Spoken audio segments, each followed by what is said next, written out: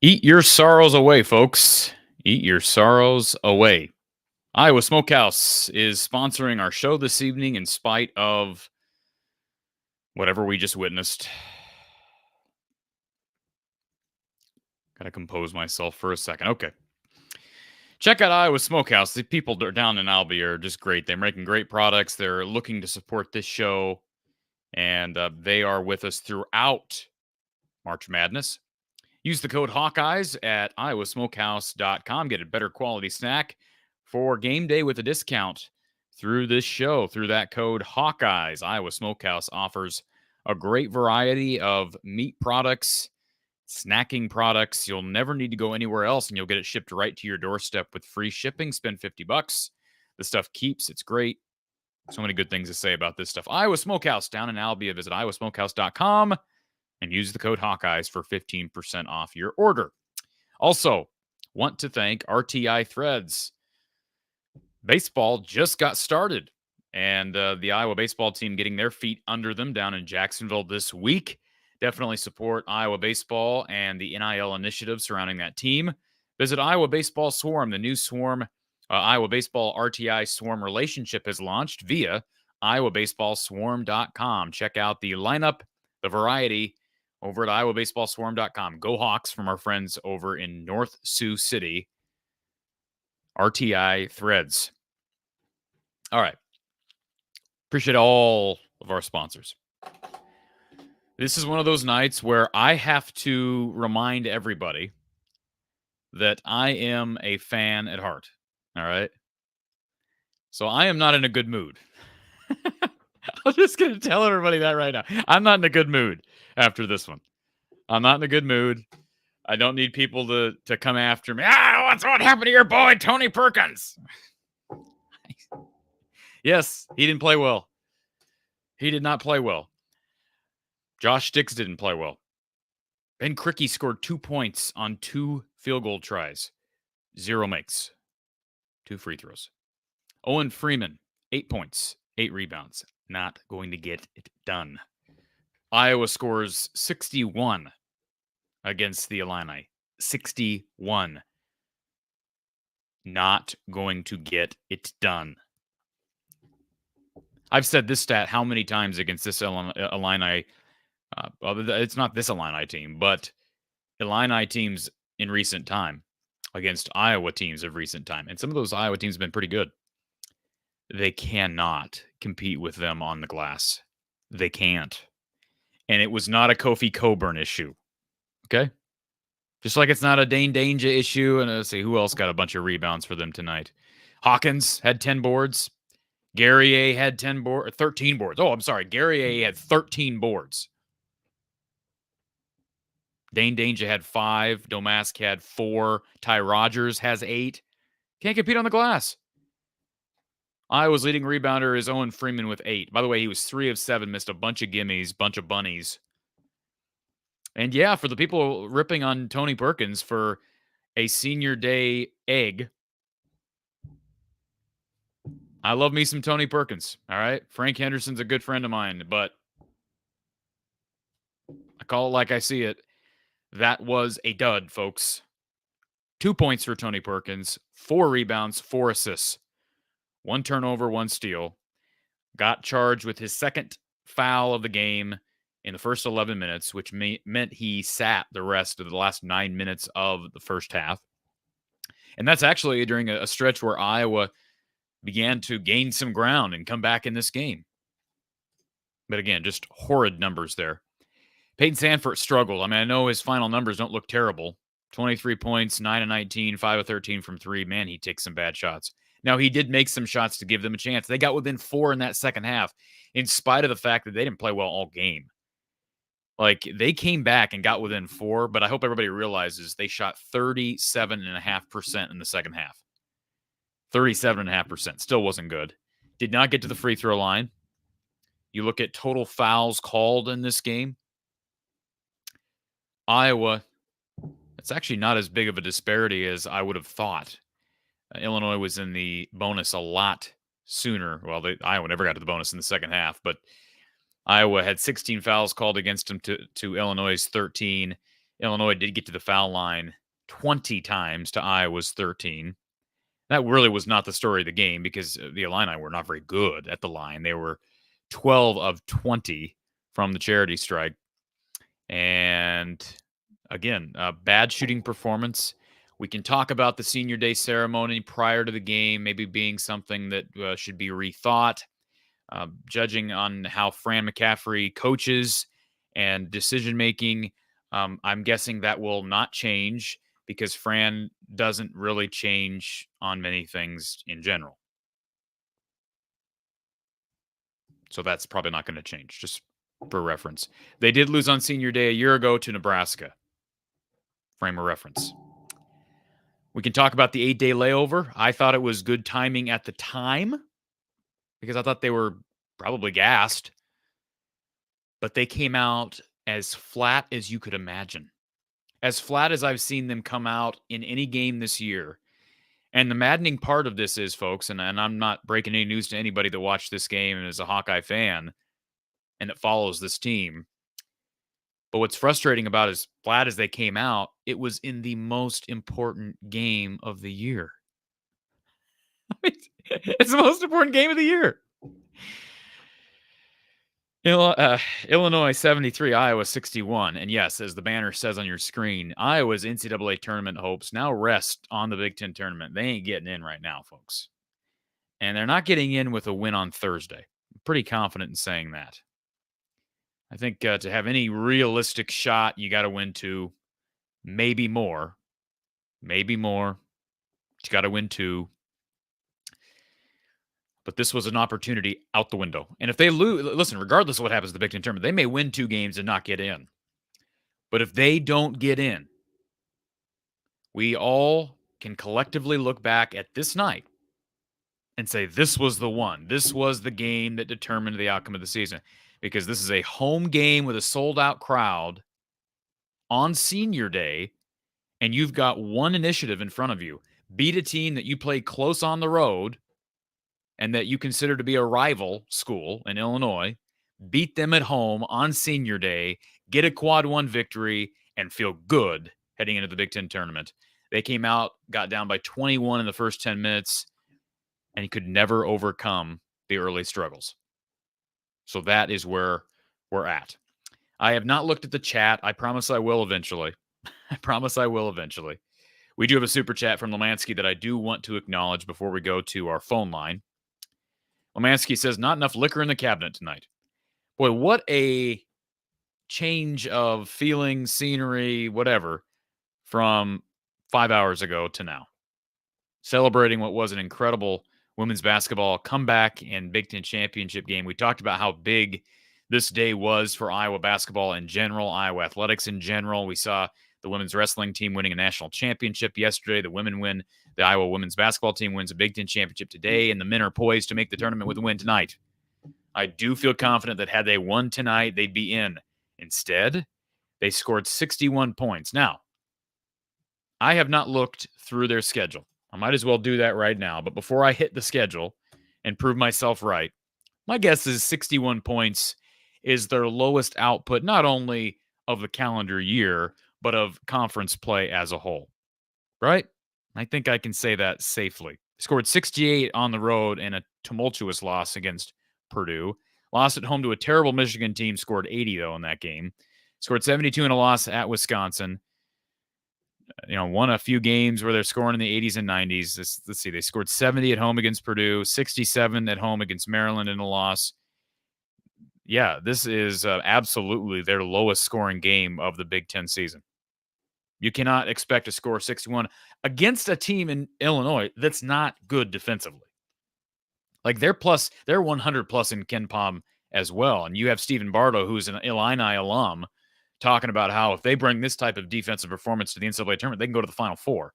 So we're, by the way, I know I'm rambling here. I do expect to have Coach Close here shortly. We hope so. Coach Close is supposed to be en route here, but we'll hang on to our hopes of being able to get a breakdown from a coach, because I am curious on what he saw defensively from Illinois and how much of that was just Iowa not running great stuff. And yes, I did feel like they came out rusty. But at the same time, you have over a week off. Yeah, there's going to be some rust to beat off. But, man, I would just think you'd come locked and loaded. And they just fell flat in their face in that first half. Appreciate the super chat, Lemansky. Do appreciate that. Let's go to our Iowa Smokehouse call line. By the way, the phone line is open for anybody that wants to call in, 515-635-1601. You can also click the link in the description below. Again, 515-635-1601. If you're interested in calling, asking a question, giving your take on the performance from your Iowa Hawkeyes this evening. All right, let's go to our Iowa Smokehouse phone line. We'll go to Doug, who is here first. Doug. Hey, how you doing? Fabulous.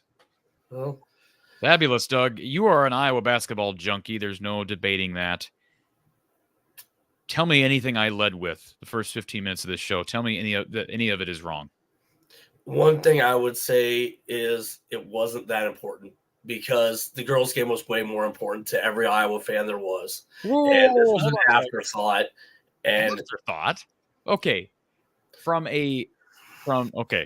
Let's quantify this, right? Mm-hmm. From a attention, from a fan volume perspective, yes, you're absolutely right. There is so much more hype and so much more attention and favor being bestowed upon the Iowa women, and rightfully so. However, as it relates to this team and this program, this was without a doubt the most important game of the regular season. And yes, part of that's because it's the last game. I get that. But we basically knew, based on the experts out there, you knew what you had to do to be in a good position. You had to win. That's what you had to do tonight. How many viewers? I don't know what I want to say.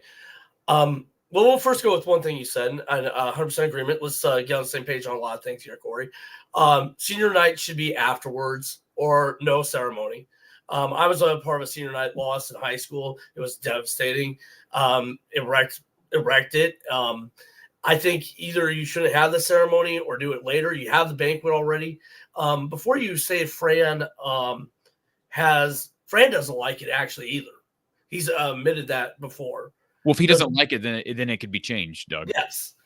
He said that, he'd rather just honor the players at the banquet than do this. It's just I don't, he said that before. But I don't care what he says. His actions don't show that because they're having it before the game. You do realize the women had it after the game last Sunday, right? Yeah, a lot of teams do that. Yep. So if Lisa Bluter can, it's obviously not an administrative issue. That's a Fran decision. I put that on Fran. Who else are we going to blame for that? Yeah, I just was saying that is something that can be changed. It is. I don't. Again, but he has admitted in the past that he doesn't necessarily like the hoopla of he does think it's a distraction, and I think most coaches do. But again, yeah, he's the one that makes that decision when they honor the players and do that stuff. I think the 8 days did play a factor. They were as cold as could be starting that game. for 10. That you're not going to win many games like that. Let's see. I have one person. I was going to say, what did you think of the start? They looked flat. It was flat. How do you, besides just, okay, they had over a week off, how do you explain that in a game of this magnitude? How do you explain that? Sold out crowd, and you just come out, and it looks like they're not even defensively. They're never good defensively. They actually were okay first. I think they did halfway because of the defense. But it could have been worse. Their offense, there's just nothing. I mean, it's not just a matter of shots not falling. It just felt like movement, motion, everything was just dead. Mm-hmm. I think that, again, it's emotional. They just got up, and this team, and I don't want to use a lot of terms that it can be seen derogatory, but this team, because there's a term I want to use, but I won't use it because of certain people. But this team, I'll use it. This team's bipolar within minutes. This team gets emotional, and I don't want to indicate someone's diagnosed bipolar, but this team gets emotional, and I think they get way high, and they just crash. And it's funny because this could be a different team within 5 minutes of the game. And it is freaky to watch this team because they'll look decent for about 5 minutes and then just go cold. And I think they got emotionally too high for senior night and came out flat. I mean, Tony's in tears. You can't be in tears going out to play somebody. You can't be reflecting on your 4 years of college. You need to be reflecting on Illinois. And I'm not saying that was the issue with Tony playing bad, but I don't think Tony was in the right mindset. And if he was, there has to be another excuse. But there was something wrong with Tony. You can blame it on senior night, blame it on his family being there. Not blame it on his family being there, but, the emotional, crash, he just seemed – they just didn't seem emotionally right. And they missed some bad shots to start with. I had a couple other things, but I don't know if you want to rebuttal. Oh, go ahead. I'm not making any rules here. Go ahead. Okay. A person I want to hold a little bit accountable, and I wanted to ask Coach Close what his relationship is with Bill Maxwell, Iowa's strength and conditioning coach, because we don't seem to blame him on very much or even hold him accountable to anything. And I don't know if we should, but we look not strong. We don't look athletic. A lot of the things that people complain about, shouldn't that be coming on him? Well, I mean, yes and no. Part of it's recruiting. They played 4 freshmen, right? And so you understand there's going to be a physical curve in getting those guys ready for Big Ten hyperspeed. With that being said, I think there's I get Patrick McCaffrey has some medical, physical issues. But yes, I think you could argue that Patrick, Peyton, Cricky could all be stronger. Price, too. Well, Price is a freshman, though. Yeah. I'm just saying. I like Price's, when Price went after the big guy there, I don't know if you remember the play with that was pretty cool. I was like, wait a minute, he's getting dirty. I just get tired of seeing Iowa get pushed around. Yeah, me too. every single Yeah. time they play them. And there's just Yep. the same story over and over again. And that's the reason why I bring Bill up. Just for that reason, I don't know anything about the strength and conditioning program, but it gets agitating to watch our guys get pushed around. I think Lodge's a strong guy. He should develop to be one of the strongest power forwards in the league. If he can't, I don't know what the issue is. I know Chris is coming in, and he looks like a pretty strong guy. Owen needs at least, if we want to think Owen's going to be like player of the year in the Big Ten ever, he needs at least 20 more pounds, at least. Here's I know we've said this again, and we're beating a dead horse. He can't defend. Mhm. Like, I know that sounds really ridiculous, but he cannot defend. And what he did in that second half was a perfect illustration of what I'm talking about. He gets shot blocks, but what does Gary always say on this show about blocking shots? Like, how many times do you see a shot get blocked and then the guy goes right back up and score? Like, that's what happened. Second half, we saw it was a Dane Danger where he goes up, gets blocked, gets it right back, goes up, lays it in +1. And why does he get the +1? Because Owen goes for the fake, bites on the fake every time. You get him in the air every time. Yeah. And again, and we go back to development on defense. I players need to develop. We have some raw dough there that needs to be made into cookies or cake or something.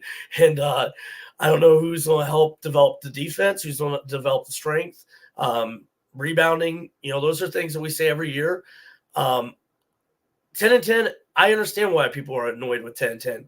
It is annoying to be 10-10. I don't care if they're 10-10, Doug. I just want them in the tournament. Yeah. Like, if they were 9-11, but this was a better conference, then who cares? They earn their way into the tournament. Yeah. But 10-10 this year in the conference is not good enough. I think that's the frustration. It's not about record for me. It's about, or did they do enough to earn a tournament bid? And the answer to that question is like, no, they didn't. And here's the other thing. Like, you go back and watch Michigan State of the last month. They haven't been any good. Iowa went up there and beat them. By the way, they lost to Indiana today. But here's the thing about Sparty. Like, they have a terrible record too. Terrible for a tournament team. And yet they're projected by Mike DeCourcy as a 9 seed. Why? Because they schedule tough in the non-conference. People. And they have beaten some people. They beat Baylor, I think. But the problem is when you don't schedule well, and I get it's a young team, and I get Fran's perspective and his motto on this. When you don't schedule well, you give yourself very limited room for error. Now, in retrospect, they did have opportunities that they just swindled away, right? So they had Creighton on the road, would have been a huge opportunity. They had Iowa State on the road, massive opportunity. They had Purdue's conference. They had Oklahoma and Seton Hall. They beat Seton Hall, thankfully. The Oklahoma win would have been really solid. So, but again, that's not a ton. You get what I'm saying? He is, again, some of the things I've said about, he says stuff. Fran says a lot of stuff. If you ever watched the Hawk Talk and different things, Fran also is under the exception. A lot of coaches are.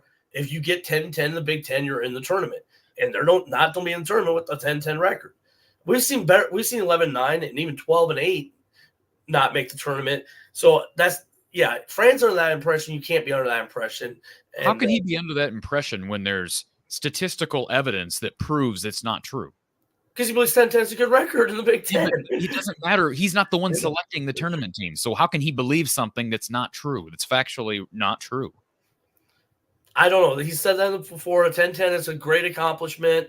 The year that they went 10-10 and played Cincinnati and lost to Tennessee, I have a memory whenever he says something, but he might not keep saying what I said he said. But, he said that because they asked him about that. You think 10-10 is an accomplishment in the league? He goes, hell yeah, the Big Ten's the toughest league there is, and 10-10 is an accomplishment. Yada, yada, yada. But by the way, two things. Not the toughest league in the Big Ten or in the country.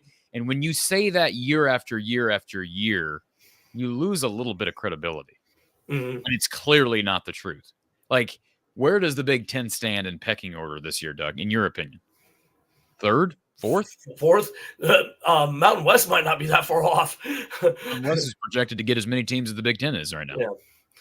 Yeah. Again, let's see. I don't want to take too much more of your time. Um, they are projected that they are don't play Minnesota on Thursday, or is that wrong? Do you have Let's a see. Penn bracket? State still plays, right? Penn State's still playing. That game was about over last I checked, and Penn State was up. I want to know what the schedule. I got you on here, Doug. Let me look at the game. The game would be the 7th seed 7-10 game is the first night game on Thursday. Great. Let's see. So, yeah, right now. Okay, so yeah, Minnesota. So Minnesota and Penn State are both 9-11. Mm-hmm. So what does that mean? I just looked at it. Minnesota beat Penn State twice. Okay, so Minnesota. I would imagine Minnesota would have the tiebreaker if they beat, unless I looked at that wrong. Yeah, I'm just looking here. So now have we gotten an updated Big Ten tournament bracket? Why am I seeing Ohio State now? Now, according to M Live, which is Michigan Live, Iowa will play Ohio State because of 3-way tie. They're all 9-11? They're all 9-11, according to what I'm seeing here. When you start going to the 3-way tie, it goes to the record of all three of them against each other. And I only looked up what the record was. So Ohio State must have the worst record of the three against each other, if that makes sense. Oh, I'm just going off of what I'm seeing here.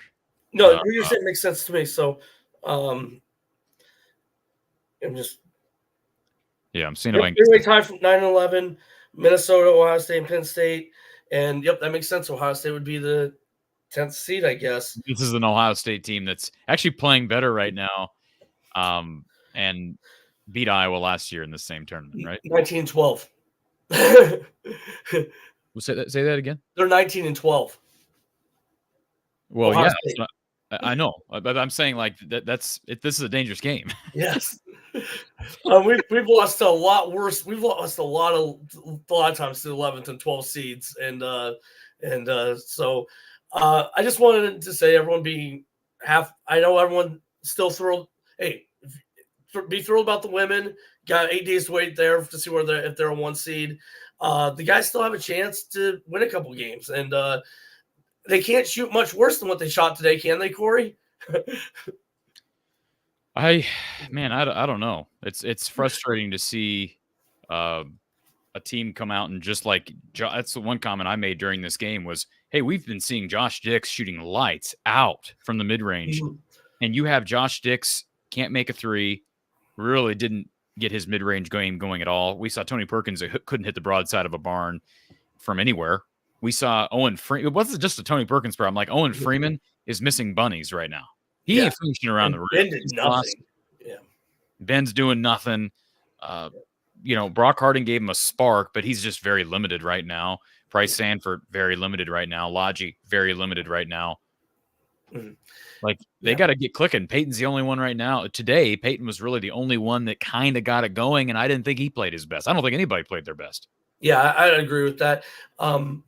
Before I go, a question I would have for Coach, going back to what I asked about strength and conditioning and developing both getting stronger and more athletic, what this team maybe has to do in the offseason. And then my last question, maybe for the chat and for you, is there interest for the NIT or not? Will there only be a couple thousand fans there? Would there be anyone? I mean, is there any interest in the NIT? Hey, will you be there, Doug? Well, probably not. If it's a Tuesday or Wednesday night, no. It depends on what night it is. It depends on if it's late. I haven't checked exactly what my schedule is, but probably not. So, well, one thing I was going to say about the whole senior day thing, I have not talked to Frank or to Tony, but if Tony was impacted that much by senior day festivities, and we don't know if that's the case or not, we're kind of assuming that, but if he was impacted that significantly by those pregame ceremonies, festivities, isn't that an indication that perhaps he's leaning toward not returning? Possibly. I don't know. Like, or maybe he's just completely undecided and he's emotional because of that. I don't know. I have not talked to Frank in the last week and a half. I know.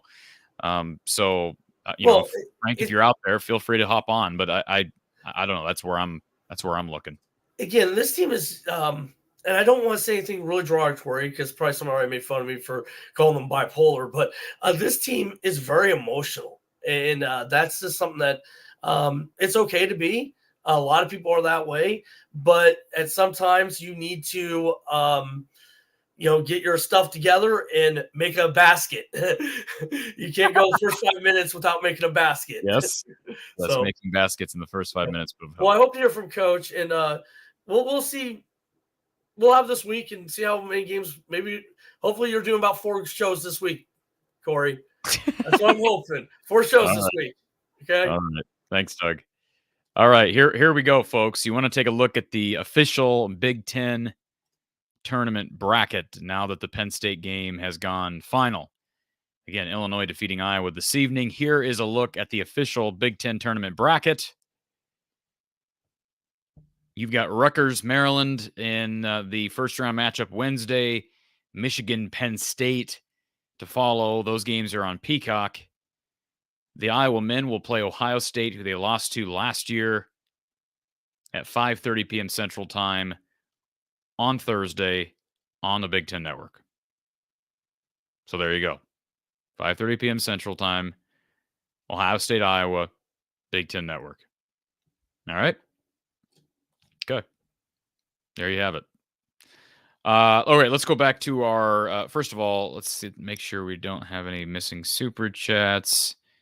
JW says that was a no-show on a number of levels. Yeah, no arguments for me. And Barbara adds, what a letdown after the women's game. Yes, again, the roller coaster of emotions for Iowa fans is significant. And again, the flat start is incredibly disappointing. Emily brings that up as well. Perhaps the bye week hurt them, but again, it you can look at it either way. If they came out hot today, you'd say, well, they got rested up and played better. You got to work through that, right? Matt says the same thing. Maybe the week off hurt them, but you've just got to figure out a way to deal with that, especially with as important of a game as this was. A week to prepare, Jake. You come out, play flat. It is what it is. All right, let's go back to our Iowa Smokehouse call-in line. Thank you for calling Iowa Postgame here from the Hawkeye of the Storm. Who's on the line? Steve. Hey, Steve. Hello. How are you? Doing well. Yourself?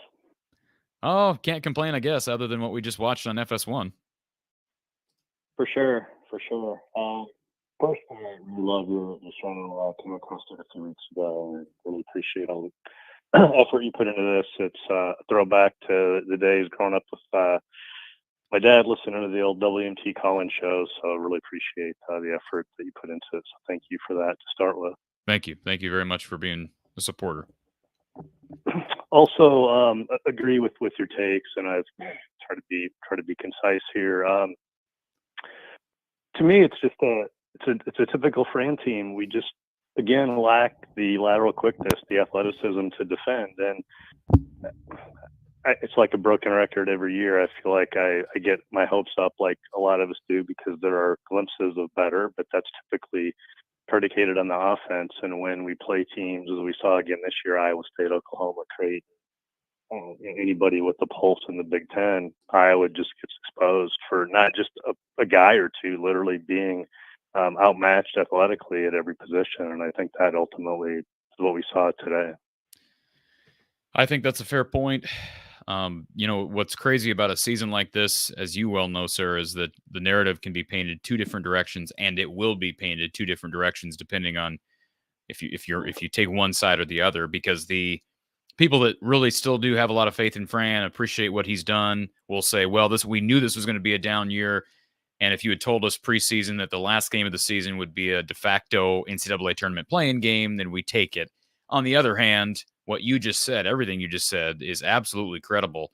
They tend to do this often. And in these big games in which they have to show up, they don't.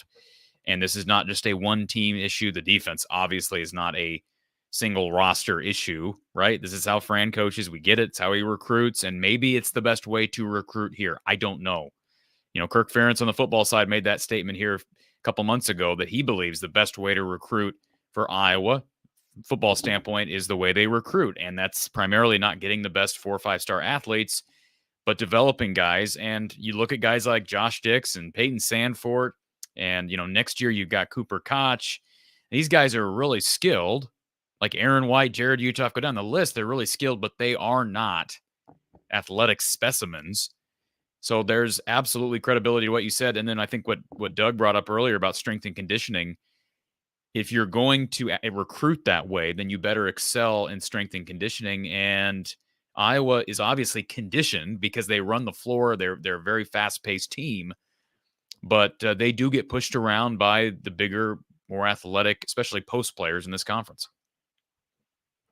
Yeah, I agree. And a couple other points. Again, don't want to take up time from other callers, but the other thing that's a little vexing for me is Fran gets a lot of credit for the Garza and Murray's and other players that he's found. And okay, I can debate that, but we had Josh Agunlade in the program for 2+ years. I think he's averaging 1.8 points a game at Middle Tennessee State. Raleigh Mulvey reclassified to come in early. I don't know that Raleigh Mulvey was the answer this year, but I would think 2-3 years in the program, he should be in a position to do something, because the gap was Freeman got in foul trouble. We're small and we don't have anybody even to give a pedestrian rim protector, and not in the context of what we may like to have optimally, but I just don't understand some of his decisions. And then, like you've said, others have said, Cricky's great offensively against inferior competition, but you put him in games like this, and I think if he scored 20 points, that might be a push, because he'd give up 20, and that's problematic. And then my last comment is just on guards, and it's just a broken record with Fran.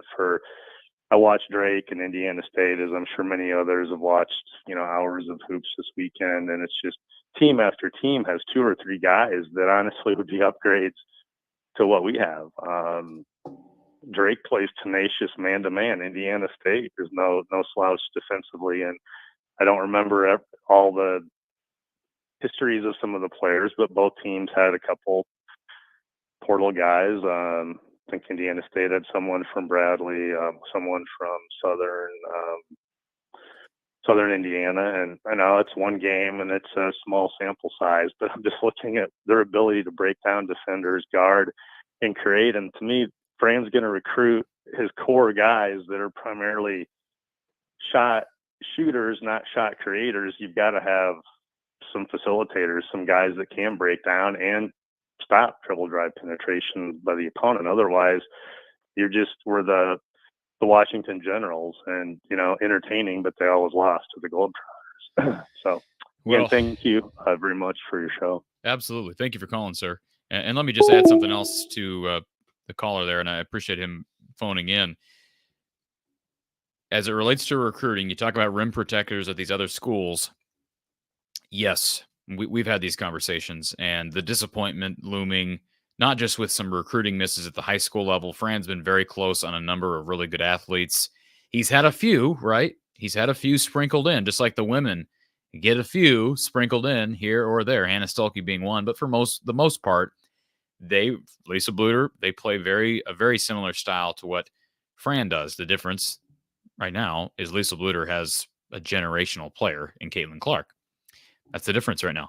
But they play the same way. As it relates to Iowa recruiting, they have missed on guys in the past. Now with the NIL era here, the name of the game is using NIL and the collective to your advantage in the transfer portal. All right? Fran does not have the support, the big money support, via the collective, via the swarm. And it's not the swarm's fault as a nonprofit. I'm saying the people that fund these things, they have not ponied up the dough for Fran to go out and get big name people. And I'm not blaming them for that. I am not blaming those fans, those donors, the big money people that are more than willing to give Kirk Ferentz money to go get Cade McNamara, Nick Jackson, Caleb Brown. I'm not dissing those fans, those donors. I'm simply stating that Kirk Ferentz is in a better place as it relates to the collective and NIL support than Fran McCaffrey, and it's not even close. And I think part of the problem is, yes, football is king. Primarily, it's a football school now. Okay, this is a football school right now, primarily. Maybe you can call it a women's basketball and wrestling school, but it's not a men's basketball school right now. The other part of this is Fran has rubbed some people the wrong way. And that's not a controversial statement to make. There are people that don't like being down on all fours, getting tossed out of games, making contact with an official, staring an official down, throwing a water bottle at the scores table, throwing your suit at the chair, slamming a chair down on the hardwood floor, right? Slamming your hands on the scores table. There's a lot of these donors, especially the people that have the money, that don't like that. They don't like it. They like Kirk Ferentz, who sits there, and for the most part, he'll get off on the officials and he'll get upset, but it's very calculated. Fran, not so much. It's not real calculated with Fran. Now, I will say, he did not get upset tonight. I didn't see him get upset at the officials tonight. I think he knows his team just got whooped tonight. But that's part of the problem. They are in a worse position recruiting-wise now with NIL, and you wouldn't think so because, hey, Fran is more progressive, right? In his recruiting and hey, one of his players, Jordan Bohannon, was at the forefront of the whole NIL cause. But in reality, the whole NIL thing and the swarm, not the swarm specifically, but the NIL push and how it's changed the landscape, the scene of college football or college basketball, the sport as a whole, has backfired on Fran McCaffrey and the Hawkeyes. Whose fault is it? Well, you make that call, but I think that's where we're at right now. Let's go back to our Iowa Smokehouse call-in line. We've got Tony. Hold on. Can I say something real quick? Sure. You love you some Fran McCaffrey. Is that what you're going to say? Well, I do, and you know that, and it's interesting. You went on that rant or whatever you want to say, and you put me in. I will still proudly admit I am a $100 a month all to the Iowa men's basketball team Swarm donated. That's how much I love men's basketball. Do I still love Fran McCaffrey that much? Okay, we're probably about 80 to 75% on that. I'm still going to give him that now. Go ahead. I'm just curious how much, and I'm not trying to devalue your $100. No. Go ahead. That's phenomenal, and good for you that you're able to do that. But how do you feel when you look at where the team is right now?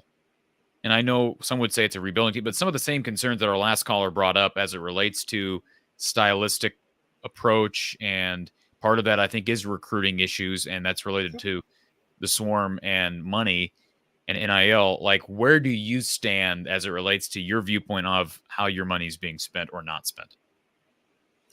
Because it's being spent. I'm not saying the players aren't getting no.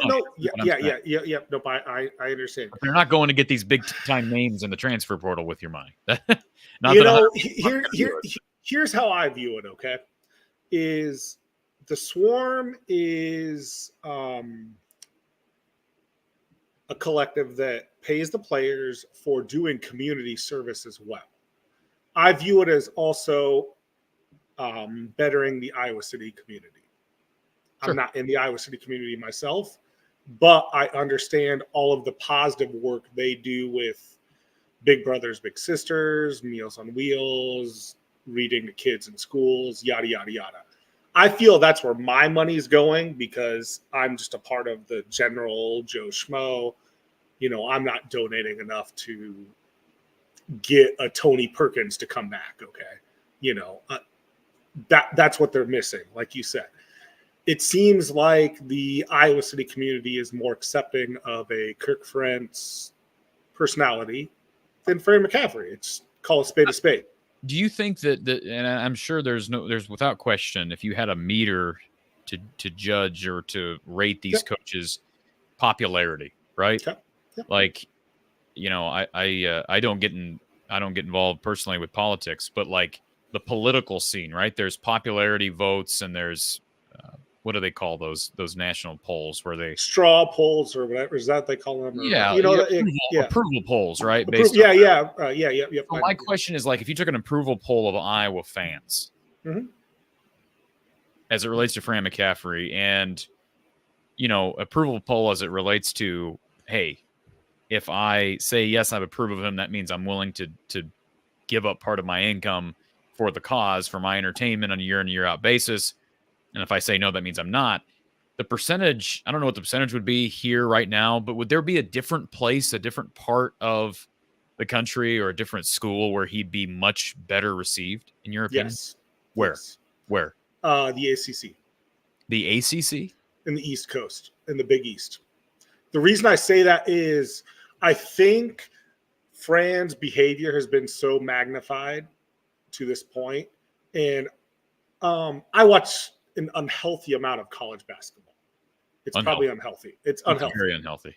It is very unhealthy how much college basketball I watch.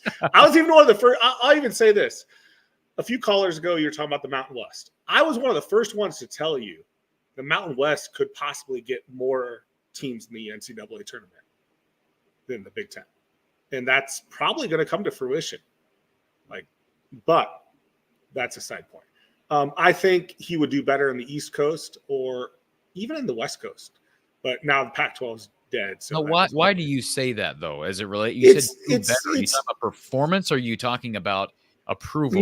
Media attention. I'm talking about media attention / approvals. Media attention / media is the media. No. It's not the local media. It's the national media that shines such a spotlight on Fran's behavior. So why would you shine it if he's out east? Because that's more common than you think. It really is among some of these coaches. I really hate to say it. It is Fran's behavior is a lot more common than you think among some of these college basketball coaches. It really is. Okay. That's my opinion, and we can agree to disagree, and that's fine. But I really think Fran's behavior that has been blown into a national spotlight for whatever reason. I don't know why. So, but go ahead. Go ahead.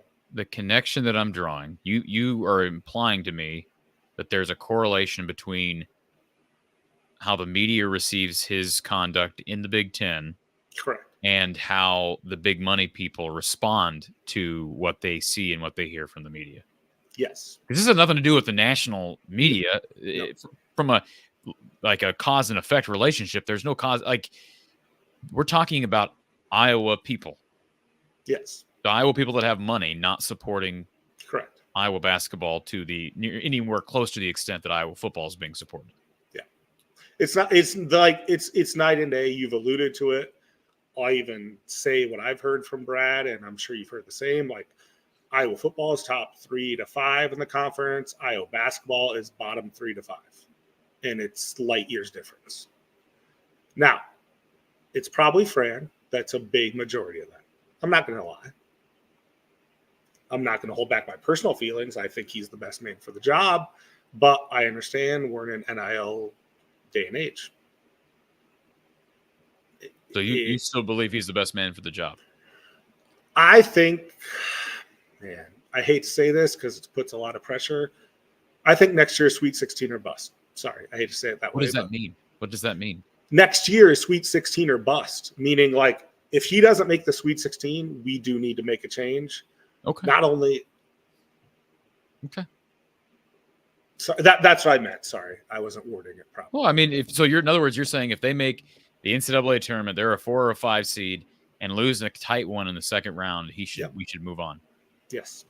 Well, and that's a lot coming from me because we've got to know each other a little bit over the year or two, and It's a fresh start, unfortunately, but I still think they're going to make the Sweet 16 next year. I see a lot of potential in this roster. I think Peyton does come back. There's a lot of scuttlebutt about him going pro. I think he comes back. I really do. I think that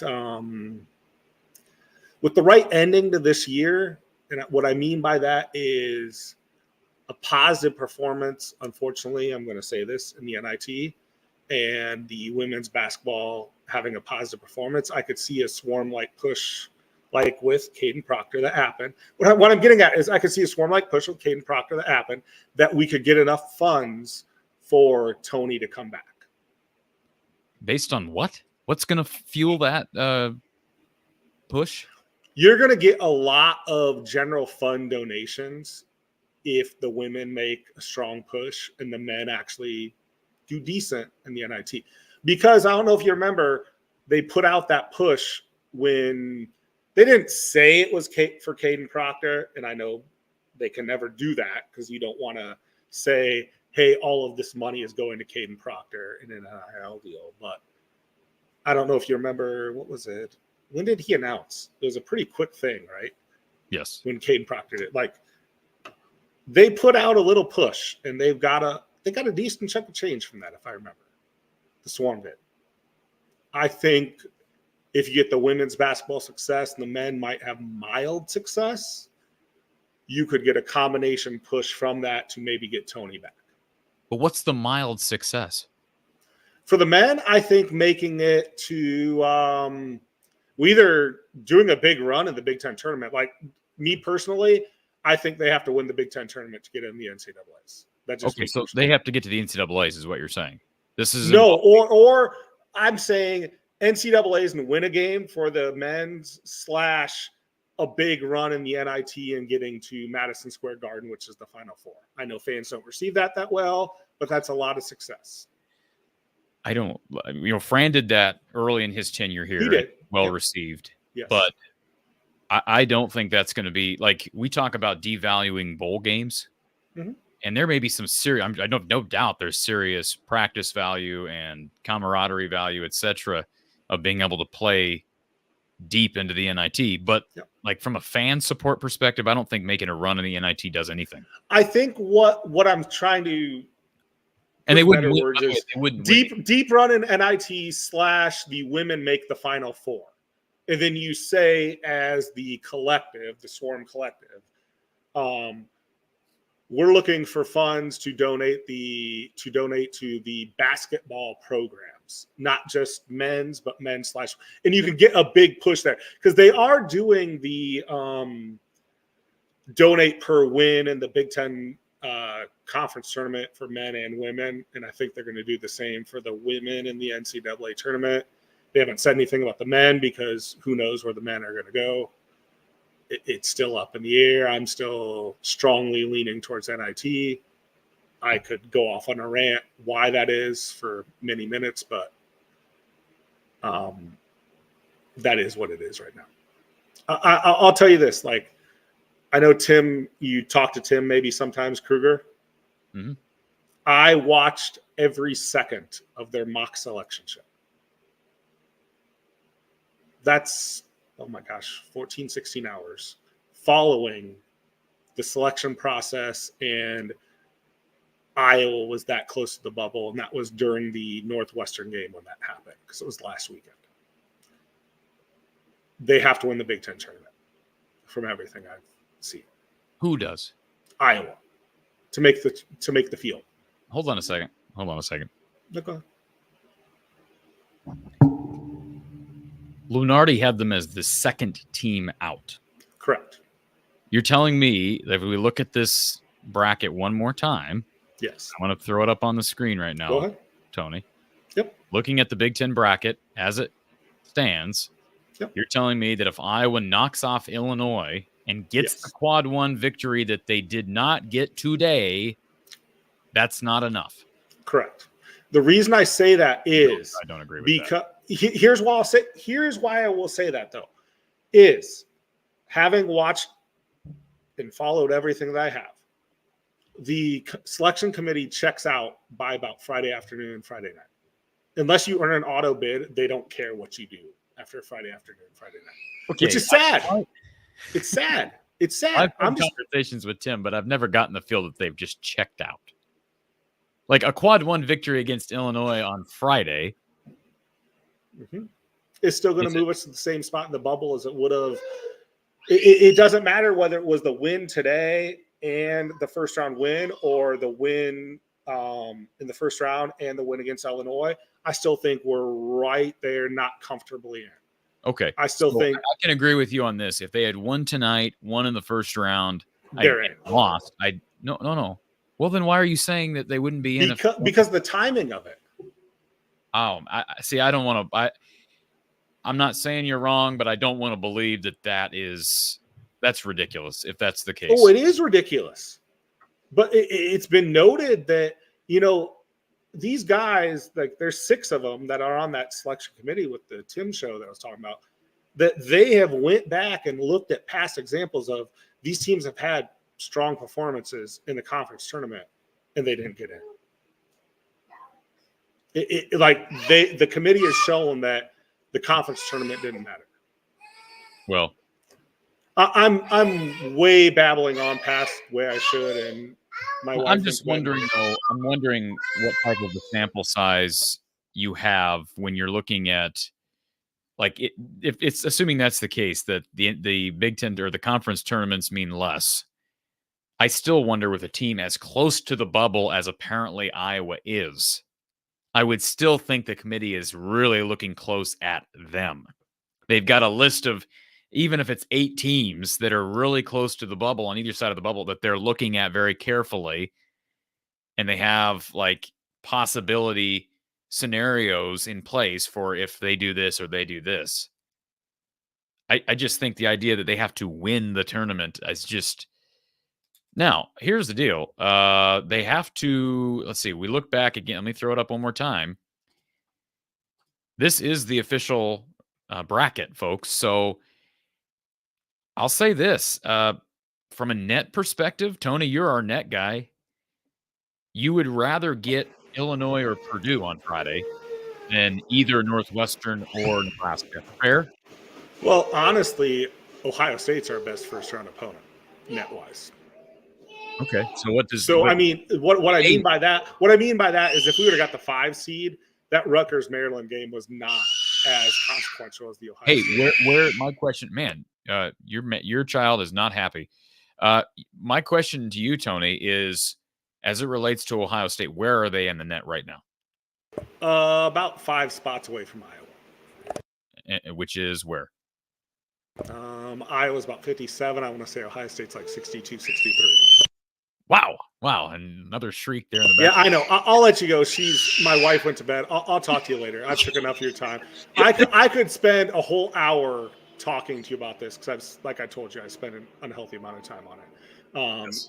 She's not happy. She's cutting teeth, and it's about 9:30. So I will watch the rest of the show, and we'll catch up later. So thank you, Tony. Thank you.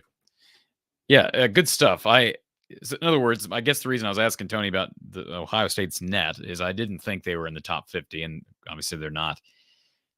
Neutral court win is not a quad 1 win against Ohio State. That's why I asked the question. Maybe a quad 2 win, but it's not going to do a whole lot for the resume. So the bottom line is they want a quad 1 win. You got to get to Friday to have a chance at that. I think that if they get to Friday, I really think that if you get to Friday and then get another quad 1 win on Saturday, 2 quad 1 wins gets you in. I don't think you have to win the tournament, but I'll be honest, folks. I'm a fan at heart. I don't have a whole lot of confidence in anything right now as it relates to Iowa's tournament prospects. But I've been wrong before, and I hope I am wrong. Let's go back to our Iowa Smokehouse call line. We got James.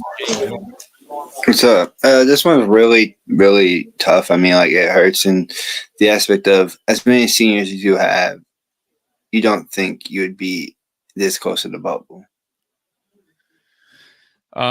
Absolutely. Or as many older guys as you have, I guess I should say, like with Tony. But haven't we kind of said this before? Patrick.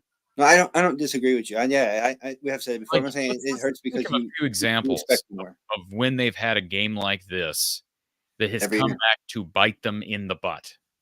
Not every year, but like most of the years at least. I mean, yeah, every year I guess because they do it in the tournament too. So every year. Well, everybody does in the tournament eventually, right? But Yeah. let me bring up a couple examples. So, 2013 Big Ten tournament, Michigan State. I think it was pretty much a consensus if they had beaten Michigan State in that tournament game, they were likely in. Yeah. What happened? Officiating was Well, terrible yeah. in that game.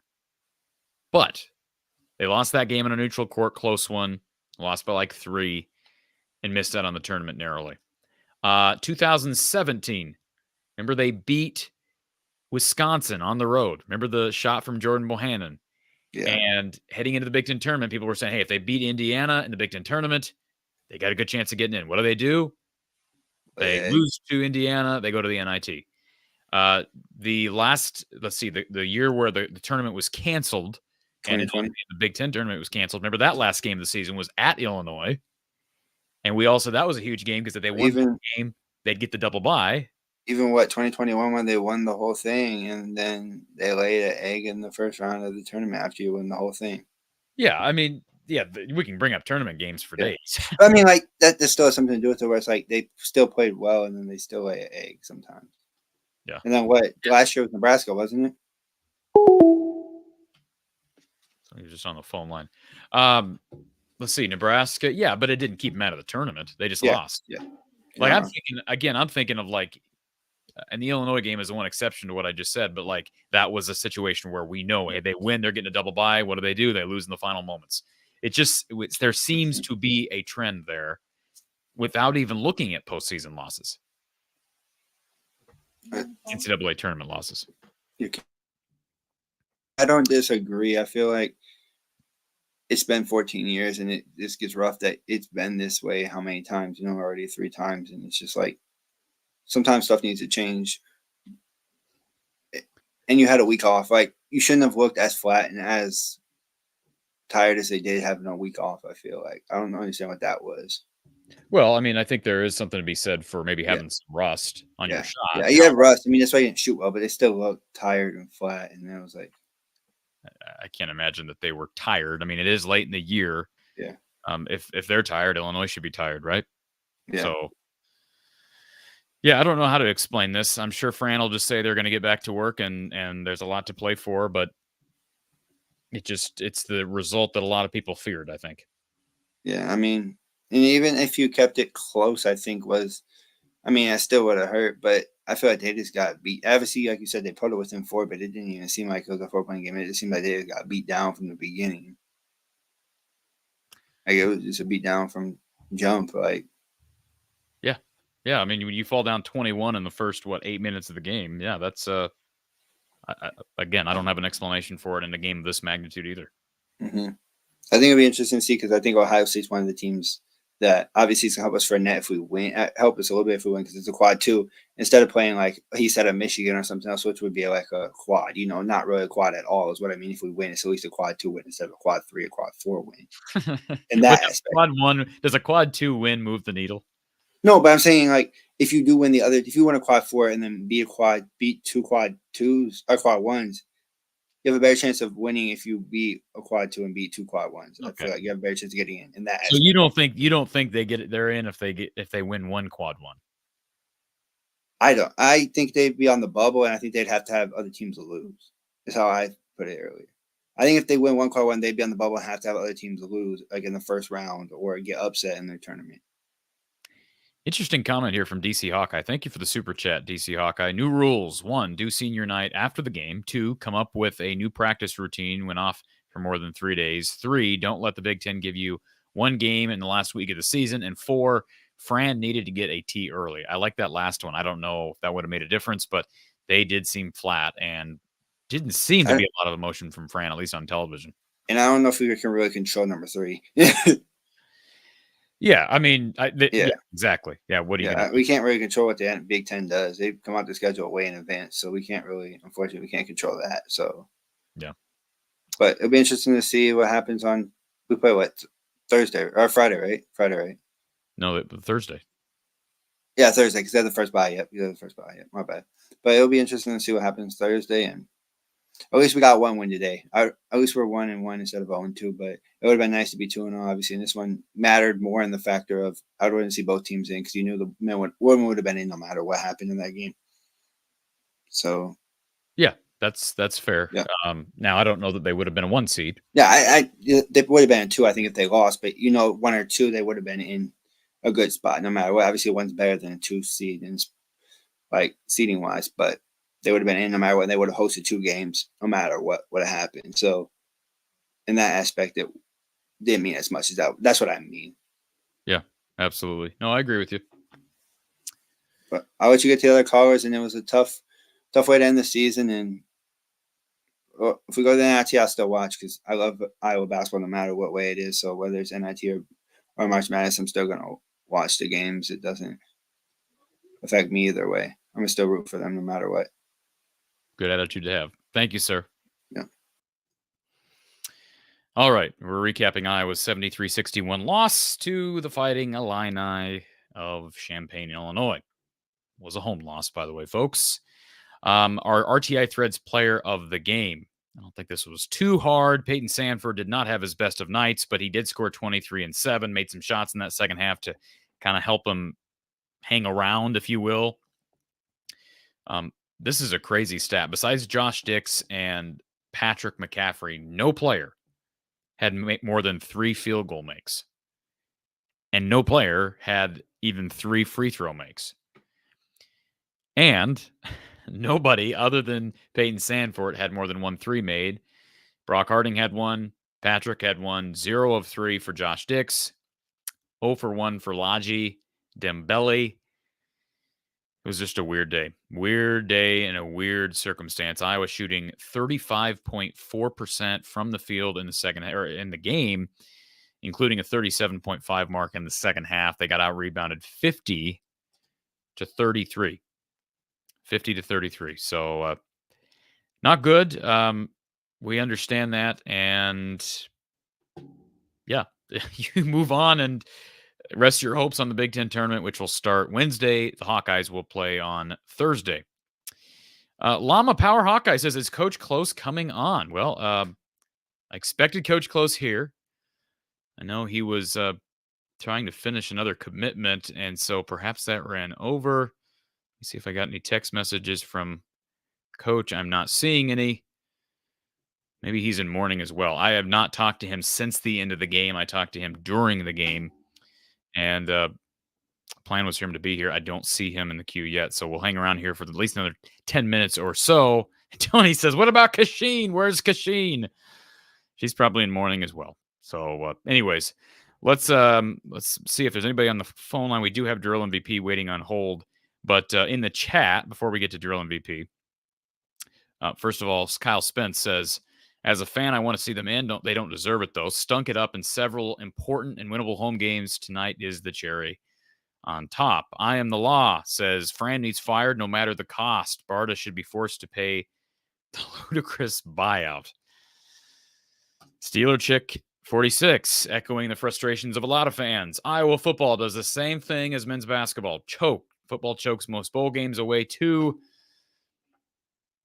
You could probably argue more than just bowl games, but more so just the big games in general of late. That's fair. The last 2 to 3 years, Iowa has, especially the last 2 years, the biggest games on their schedule. Well, no, last 3 years. Last 3 years. The marquee games in their schedule, the Iowa football has just not shown up. But again, standards, right? Expectations, standards. What are they? Jake says, how empty will Carver be for a Tuesday night home NIT game? That's a great question. I have no idea. I can't imagine that fans would show up for that. The other thing that's going to be interesting about that is if they have the NIT, how are they going to manage that? That's a lot of basketball in Carver in a short period of time because you have the first 2 women's games in the NCAA tournament in Carver preceded by what would be an NIT game or 2. So anyways, interesting storyline to follow, but I know a lot of people not excited about the NIT. SB says, Cory, can you share how we can support your show beyond purchasing from your sponsors? Absolutely, I can do that. And I guess we'll start with this. If you've not done so, I know you're on the channel right now. You're watching this video, so you found our channel here from the Hawkeye of the Storm. But please, if you've not already done so, be sure to subscribe, hit the like button. And then one thing you can do is under every video, and I'll go ahead and share my screen just so everybody can see this in case you don't know how to do it, and it's okay if you don't. I'm going to go ahead and share my screen. Ad. Okay. Ad's gone now. So you're in the description of our videos, right? You can see this on the screen. Let me get rid of the comment from SB. We'll talk about the RTI Threads player of the game in just a second. But yes, here you go. So you have, and then let me zoom in here. You have the description on any video. Let's get past the live chat. Description of any video. We always have the StreamYard link to call in right here at the top. Then we have our sponsors. Be sure to check out all of our sponsors. They're the lifeblood of this program. Facebook, this is how you can support us on social media. The rest of our channel sponsors. And then, of course, we have a merch store is another way you can support by buying merch. But if you want to donate to the show, there are 3 links that are very important here. Cash App, Venmo, PayPal. If you have any of these services, even if you don't have PayPal, here's what you can do. And we'll come back to the screen in just a second. You can click on PayPal. Let me go ahead and we'll actually share this on the screen that we're on. You can actually go to the PayPal link and donate one time via credit card or PayPal. So you don't have to have a PayPal account. You can donate with debit card or credit card. If you want to make it a monthly donation or if it's a one-time donation, whatever the case may be, very easy to do that. Do appreciate all the donations that people are willing to make for the channel. A couple more things here. Another couple of ways you can support. We can shop Amazon with us there. You can see the link for our Amazon store. Buy any of your daily Amazon needs through our store by clicking on the Amazon link. And, of course, follow our podcast on all of the major platforms. So that's kind of a rundown of some of the major ways you can support the channel here. And any support, any and all support is greatly appreciated. All right. Thank you, SB, for the question. Hopefully that answers your question. Let's go to the... Tony says, I can answer that, Cory, if you want me to come on again about the NIT. Yes, as long as there's not cutting teeth happening. Go ahead and jump back on, Tony. Drill MVP is here. Welcome to the Iowa Smokehouse call-in line, Drill. Hey, how are you doing, Cory? I've had better days from a sports perspective. How about you? Although the first half of the day was pretty good. I was going to say, you all won a Big Ten championship today. I mean, don't get too spoiled, Cory. They don't come often. I know Caitlin Clark's amazing, but you should value it. It's a championship.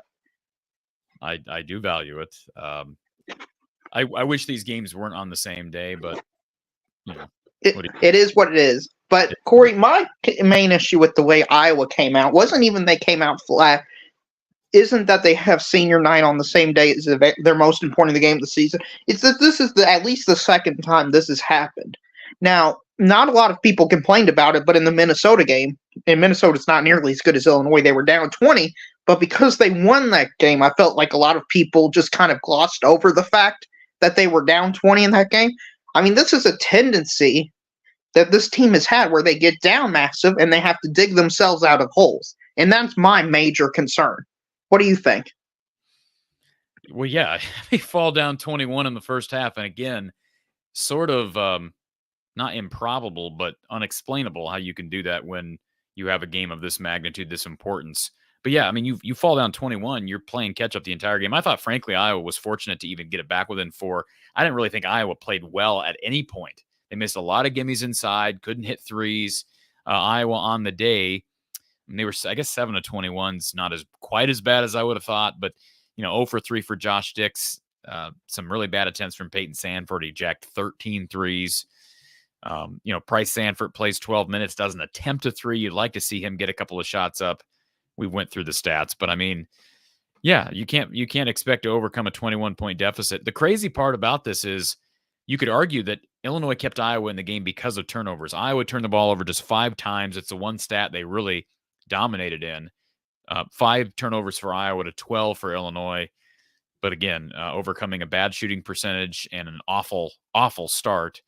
It's hard to do against a team that's as talented as probably, I don't want to say anybody, but they're an Elite 8 caliber team if they play to their potential, their talent potential. I completely agree with everything you just said there, Cory. And to me, I think this is on Fran, and I think people should understand that, but I think people are taking it way too far. Like, it's okay not to make the tournament every year, Cory. The fact people want Fran fired after just one subpar year. He made a Sweet 16. He's been here 13 years.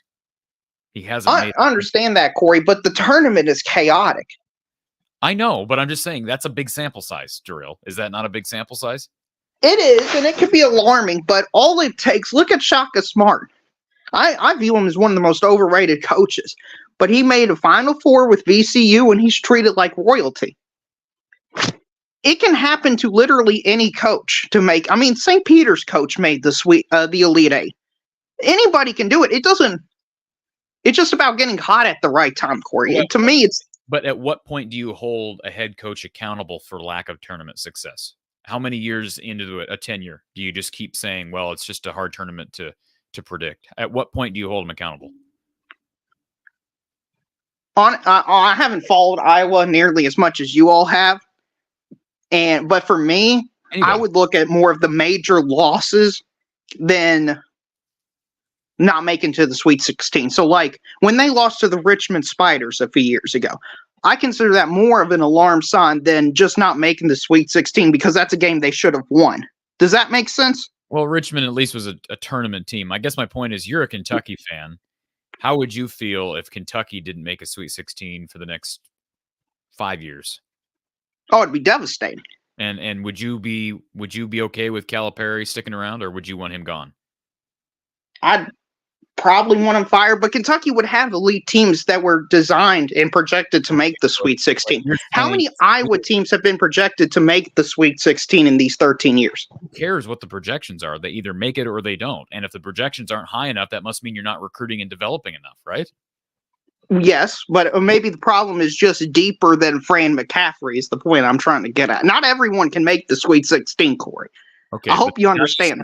Here's what you sound like. Now you sound like Kirk Ferentz, Brian Ferentz. Like, we can't recruit better than we do right now, so we just have to settle for 10-win seasons and blowout losses to great teams. I think that's a loser approach. I think that's a loser mentality, a defeatist mentality. That's my opinion. I'm not saying he should be fired. I'm not saying Fran McCaffrey should be fired. A lot of people feel that way. I'm simply saying at some point you should be able to hold a team, a coach accountable when he can just never, year after year, never have success, instead of just saying, well, it's probabilities and it's just chance, it's hard to win, it's unpredictable. Sample size tells you there's something missing. And yeah, maybe Iowa fans should just accept the fact that they're not cut out for tournament success, but I think that's a defeatist attitude, and I don't think it's fair to a program that's got good respect, good heritage, good history. I think fans have a right to be frustrated, and I am not advocating for Fran to be fired, but I agree with what Tony said earlier. If they don't make the Sweet 16 next year, then his job should be in jeopardy. His job is not going to be in jeopardy based on this because they just lost Connor McCaffrey, Philip Obracha, Chris Murray to the NBA. They lost Keegan the year before that. His job is not going to be on the line. But I think it should be if they come out next year and struggle. Well, it's okay. Cory, we can disagree and it'd still be a civil debate and discussion. Absolutely. And I hope you understand where I'm coming from is not to demean the Iowa fan base or belittle them, Cory. It's just coming from a different perspective. And by the way, Dom says you call into the show a lot, but you like Kentucky. You don't call into this show a lot. I rarely call into this show. Very rarely call into this show. Right. I mean, Cory, I used to call in just because you almost had nobody calling in because you were like 2,000 subscribers. But now you've hit the big leagues, and now you've got this lineup of regular people who call in. So it's almost not even worth my time calling in because I'd have to wait an hour because everybody wants to talk to you so much. Can I say? Thank you, Drew. Appreciate that. It's just the facts, man. I've got a few more things just to get you emotionally charged Did you see the LSU South Carolina game? I have heard about it, not watched the video yet. Oh, you please watch the video. It was very interesting. A fan jumped onto the court. I'm not sure if you knew that, but yeah, a fan jumped onto the court. It turned out to be one of the players' brothers. They were related. So he tried stopping the fight or getting into the fight, and he got arrested. It was crazy, Cory. Yeah, I did not know that. I'll have to look that up as soon as I'm done here. Yeah, well, it could affect them in your women's bracket because I believe they're all suspended for the next game since they've been ejected. So all those players aren't going to be there, as far as I'm aware, for the first round matchup, which may not matter because South Carolina's playing a 16 and LSU's probably playing a 14 or 13. But it's just going to be interesting to watch. Yeah. No, absolutely. Darrell, go ahead. I was going to say about the NIT. When Kentucky was in the NIT for 1 year, we played Robert Morrison. Yep. I don't remember if you remember that. Hold on a second. Robert Morris, not Robert Morrison. Okay, we played Robert Morris. However, there was some other event that was taking place in the gymnasium. So Kentucky... Wasn't Robert Morrison a player at Gonzaga back in the day? Probably. That was Adam Morrison. Go ahead, Darrell. Sorry to interrupt you. So anyway, the game got moved from Rupp Arena to Robert Morrison's arena, and Kentucky lost the game. So something similar could happen to Iowa, to where they're the 1 seed, but they go to the 8 seed or whatever, the lower team's location to play. Bring it on. Well, we lost to Robert Morris, so you could lose to anybody. Here is the one positive as it relates to Iowa's chances to somehow get to the tournament still. They have played better on the road this year than they've played at home. So maybe they'll go to the Big Ten tournament this next week, win 2 or 3 games, and make the tournament. Maybe that'll happen. Right. I mean, you all can play worse than you did against Illinois to start out that game. I agree. So if you all just take out that part and just supplement it with average Iowa play, you all would have won that game today. Yeah. Yep. Anyway, Cory, it's good talking to you. Thank you, Drew. Good luck, and good luck making the tournament. Thank you, sir. Appreciate the phone call to our Iowa Smokehouse line.